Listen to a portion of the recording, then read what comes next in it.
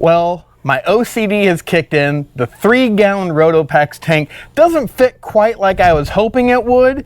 So we're gonna switch it out today, but in actuality, we're gonna get more capacity with what we're gonna change it out to, and we'll still be able to retain our Gorilla Clamp lock. So let's get started.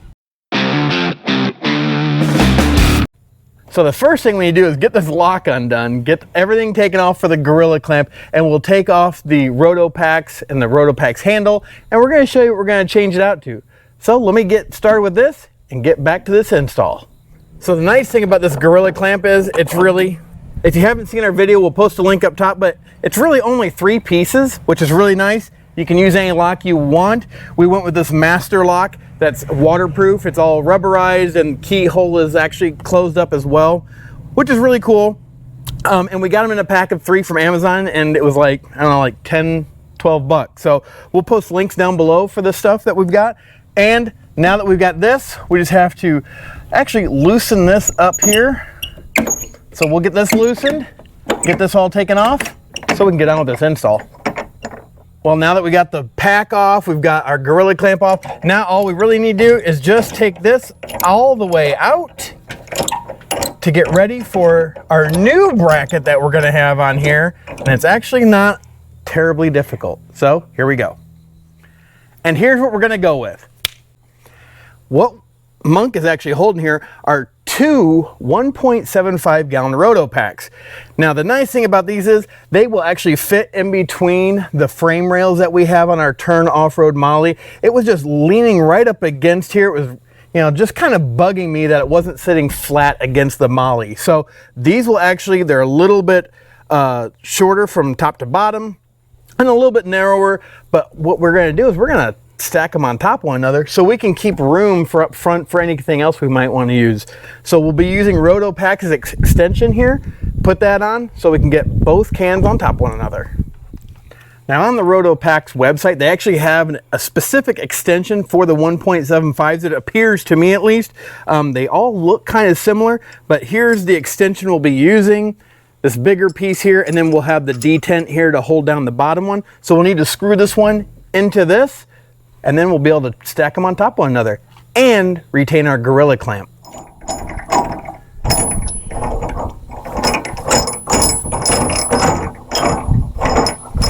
So we have the first pack on. Now one thing to remember is that the extension, you're not gonna put it all the way in.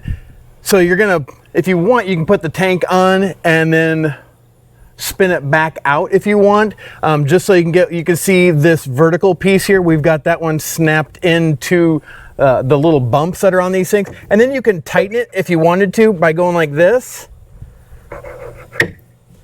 and it's super tight against there now. And you can see we've actually got space both at the top and the bottom. Now the cool thing is all we do is take our second pack, put it on here. Now we take our original DLX top piece, and now we can spin this into the extension, or actually this would be the extension as well here that we're going to spin this into, and we're going to get this snug. And the DLX is kind of nice just for the simple fact that you've got this extra piece here to really help you get it nice and tight. So we'll get this spun down. And Monk, while I'm doing this, why don't you grab the Gorilla Clamp? Nice thing is there, now that DLX is grabbing, so we'll just tighten the top one down here. And yeah, that is tight, and now we can put our Gorilla Clamp on.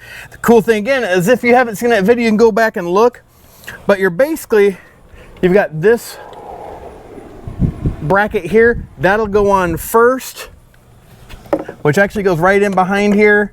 Now you'll take the piece that's got what clamps onto that one, you're going to slide it back in there, put a little bit of an angle on it so you can put that over.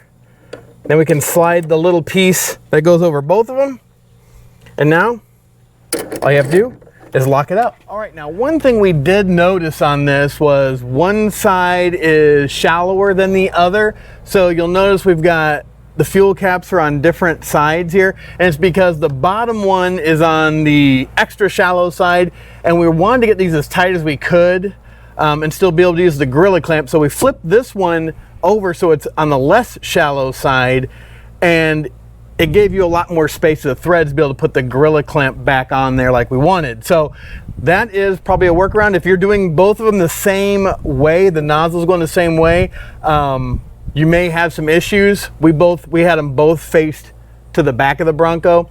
So now we got one back and one front, and it fits really well. The clamp goes on really nicely, and it does rotate a little bit like this, but it's not gonna wiggle off. So we'll see how it goes. Hopefully this is something that everybody, if you're looking for a change and get a pack on here that fits onto the windows with the Broncos better, the 1.75 does it really well. We've got, oh man, we probably a finger width up top on our turn off-road molly panels, and oh, definitely, right about a finger on the bottom too. So a monkey finger. A monkey finger, there you go. But hopefully you found this informative.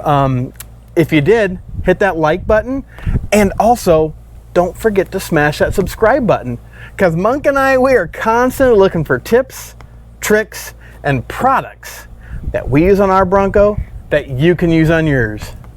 But as always, thanks for watching. Have a blessed day. Bye.